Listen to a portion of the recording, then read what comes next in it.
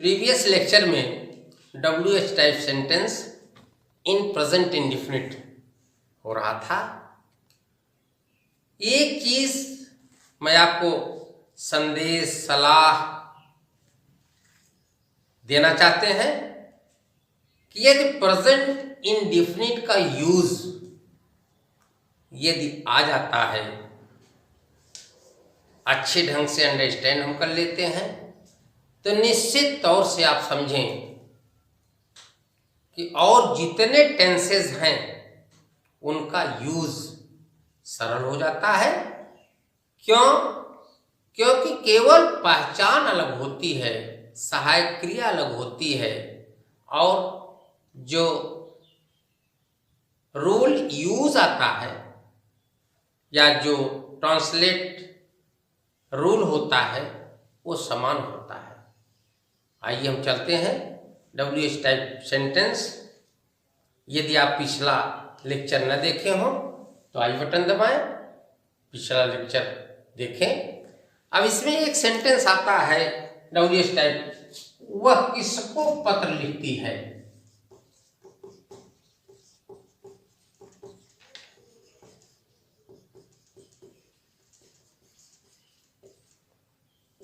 वह किसको पत्र लिखती है। यहां देखें, वह किसको, किसको भी प्रश्नसूचक शब्द है, WH टाइप वर्ड है, तो इसके अंग्रेजी whom, वह, whom does she write a letter, sign of introduction. ये किसको का यूज इसलिए हमको बताना पड़ा। अभी जो नेक्स्ट रूल है उसमें भी किसका, किसकी, किसको आता है, लेकिन वो संबंधित नाउन के साथ आता है तो उसका रूल अलग होता है। तो डाउट क्रिएट ना हो, इसलिए मैं इस ट्रांसलेशन को या इस यूज को अभी दिए हैं।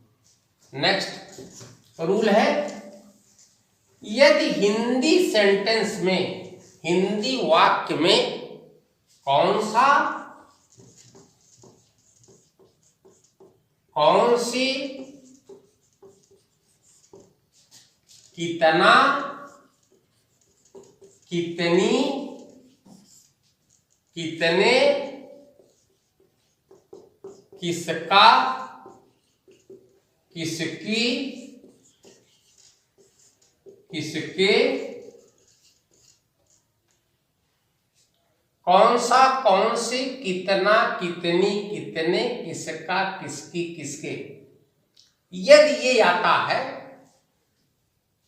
तो इसका ट्रांसलेशन या इनके यूज थोड़ा सा डिफरेंट वे में किया जाता है। कौन सा, कौन सी, इसकी इंग्लिश होती है which। कितना,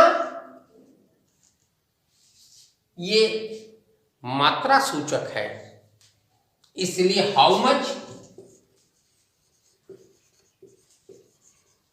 कितने, कितने, ये दोनों संख्या सूचक हैं, इसलिए हाउ मेनी। किसका, किसकी, किसके, ये तीनों, ये पॉजिटिव केस का बोध करा रहा है, इसके लिए हुज। आप देखें फिर से, कौन सा, कौन सी के लिए विच, कितना के लिए हाउ मच, क्योंकि मात्रा का बोध करा रहा है, कितनी और कितना ये संख्या का बोध करा रहा है, हाउ मेनी, और किसका, किसकी, किसके, हुज। इसका जब यूज किया जाता है तो सर्वप्रथम जो इससे संबंधित नाउन होता है इसके साथ रख करके फिर ऑक्सिलरी और फिर सब्जेक्ट आदि लिखते हैं। आइए हम इसका एग्जांपल देखते हैं।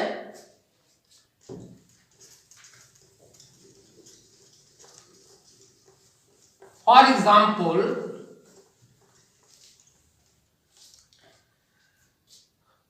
तुम कितने मील प्रतिदिन टहलते हो?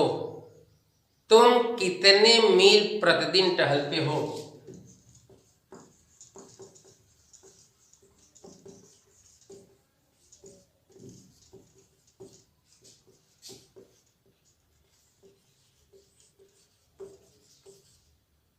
टहलते हो कितने मील, ये संख्या सूचक। तो how many miles,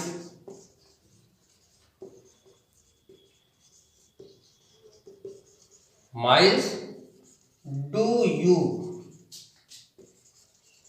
walk daily.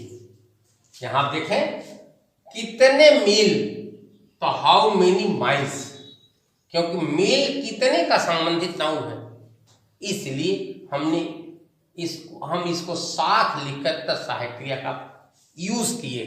Next example, उसकी बहन कौन सी पुस्तक पढ़ती है? उसकी बहन कौन सी पुस्तक पढ़ती है?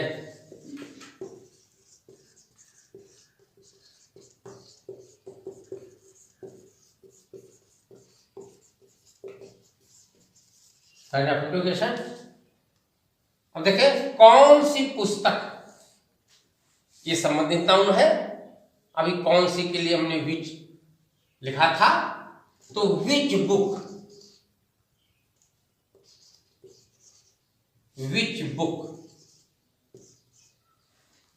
इसके बाद सहायक क्रिया विच बुक, ये हुआ उसकी बहन, तो उसकी बहन सिंगुलर है तो डज ऑक्सिलरी का प्रयोग होगा, विच बुक डज। अब उसकी बहन से कैसे ये पता चलेगा फेमिनिन है और मैस्कुलिन है?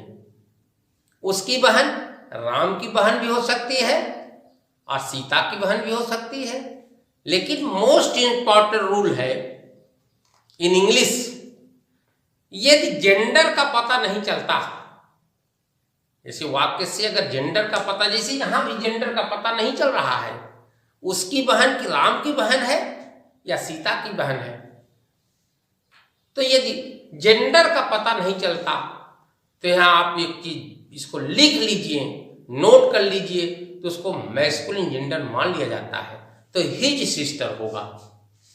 विच book does his sister read, sign of introduction. ये क्लियर हुआ होगा।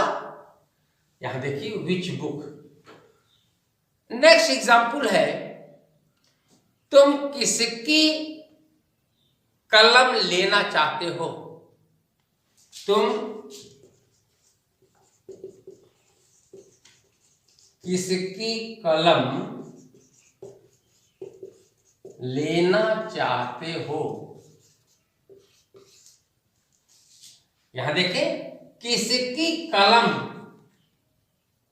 किसकी कलम आया, तो हुज पेन, किसकी कलम के लिए, whose pen, whose pen do you want to take, whose pen do you want to take, sign of interrogation। मेरा विश्वास है आप इसको समझे होंगे। नेक्स्ट इसमें अभी जो मैंने बताया, तुम प्रतिदिन किसको पत्र लिखते हो, इसको फिर एक दूसरे एग्जाम्पल समझ लीजिए। जैसे यहां हमने किसकी लिखा है और तुम किसको, तुम प्रतिदिन किसको पत्र लिखते हो। अब इसको बताते हैं, थोड़ा सा दोनों में अंतर स्पष्ट हो जाए, क्योंकि यूज डिफरेंट है।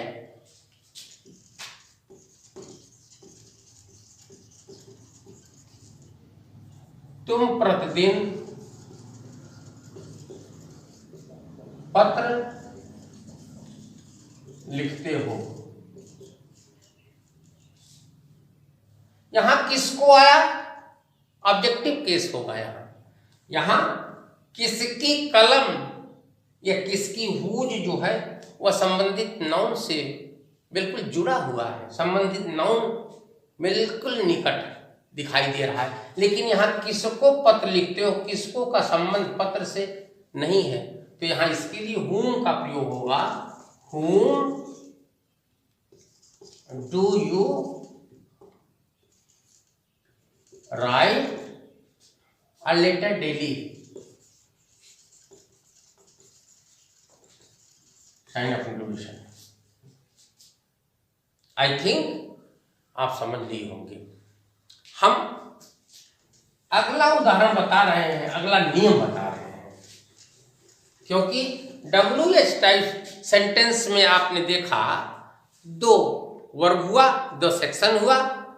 एक तो जो सिंगल वर्ड WH है, WH टाइप शब्द है, और दूसरा जो डबल है, कहने का मतलब विच, हाउ मेनी, हाउ मच, या इससे संबंधित और जो शब्द हैं उनका कैसे यूज हुआ। अगला मैं आपको बताने जा रहा हूं, एक प्रेजेंट डिफिनिट भी होता है। प्रेजेंट डिफिनिट क्या है?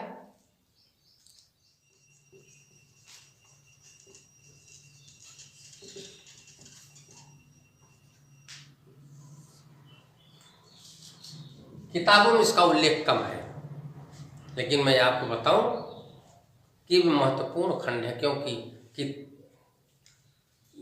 इसका प्रयोग कई स्थानों पर हुआ है।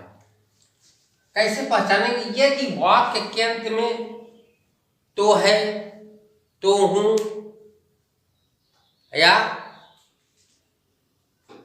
तो है आ जाता है, तो ये प्रेजेंट डिफिनिट का वाक्य माना जाता है।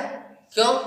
क्योंकि इससे निश्चितता का बोध होता है, सर्टेनिटी। फॉर एग्जाम्पल, वह अपना कार्य करता तो है, वह अपना कार्य करता तो है, इट मीन्स निश्चित तौर से करता है। तो इस तरह का जो यूज होता है, जो प्रयोग होता है, तो यदि इसमें भी सिंगुलर और प्लूरल का विशेष ध्यान देना पड़ता है।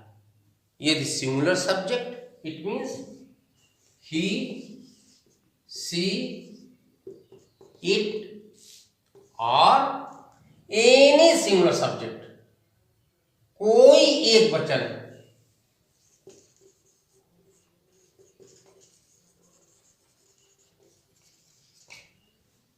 कोई सिंगुलर सब्जेक्ट आएगा तो निश्चित रूप से इस तरह का प्रयोग करने के लिए डज सहायक क्रिया अगली का प्रयोग होता है, क्रिया का फर्स्ट फॉर्म का प्रयोग होता है। वह अपना कार्य करता तो है, it means he does do his work. यहां देखो, डज डू दोनों प्रयोग हुआ। देखने में कुछ अजीब सा लगता है, लेकिन यही नियम है। ऑक्सिलरी का प्रयोग, उसके बाद क्रिया का फर्स्ट फॉर्म। जैसे नेक्स्ट एग्जांपल, मैं स्कूल जाता तो हूं, मैं स्कूल जाता तो हूं,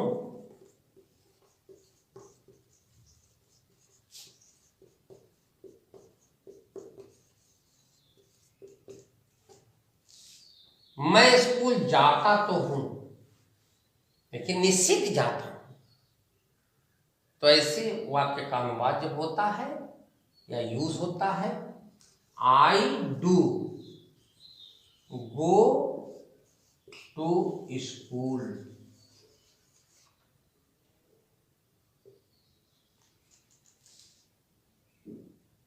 वह लड़की नाचती तो है,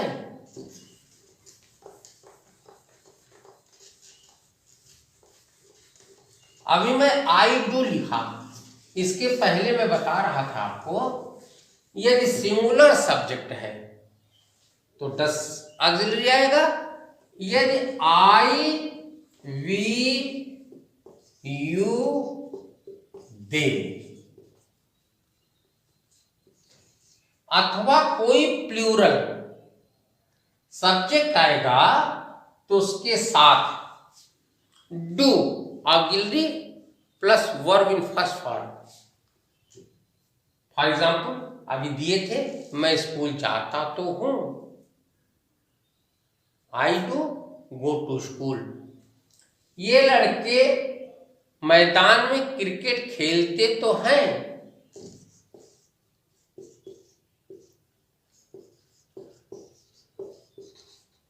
मैदान में क्रिकेट खेलते तो हैं।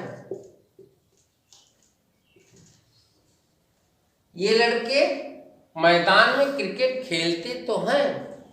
These boys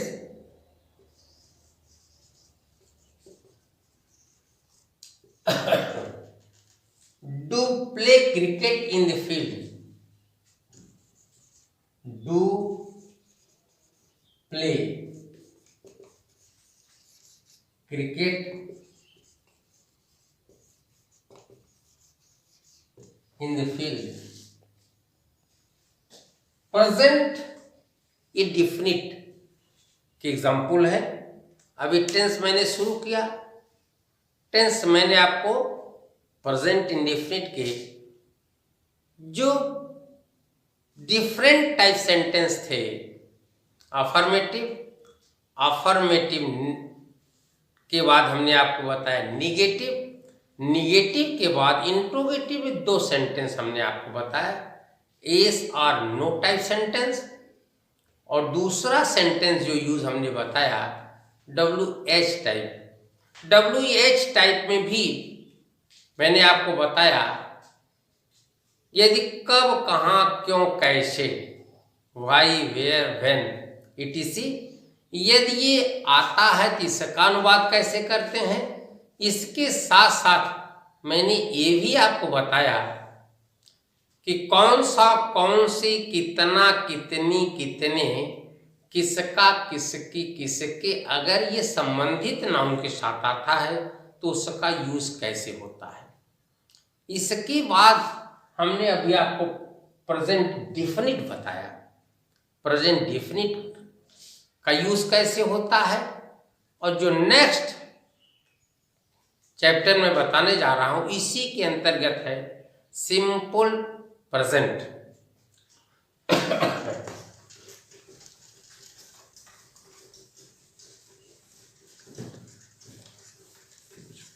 सिंपल प्रेजेंट की चर्चा मैं कर चुका हूं, लेकिन यहां थोड़ा डिटेल में हम इसकी चर्चा करेंगे। Simple present,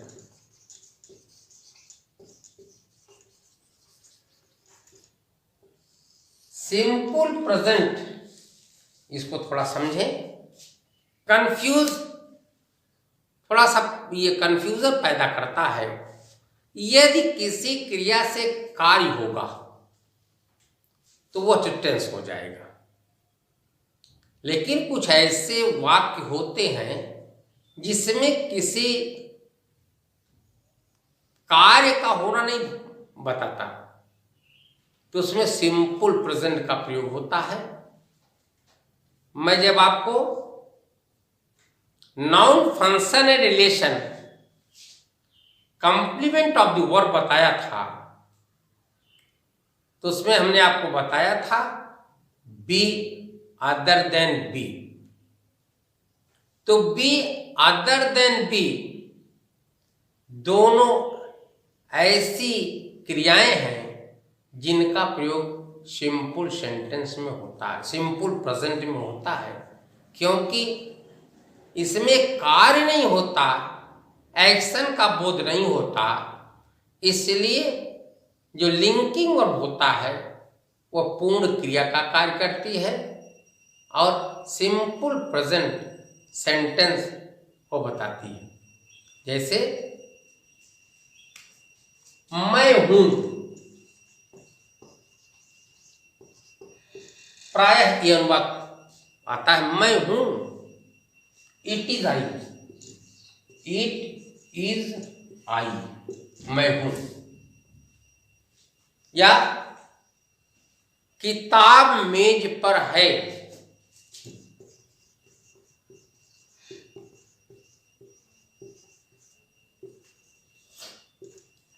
the book is on the table,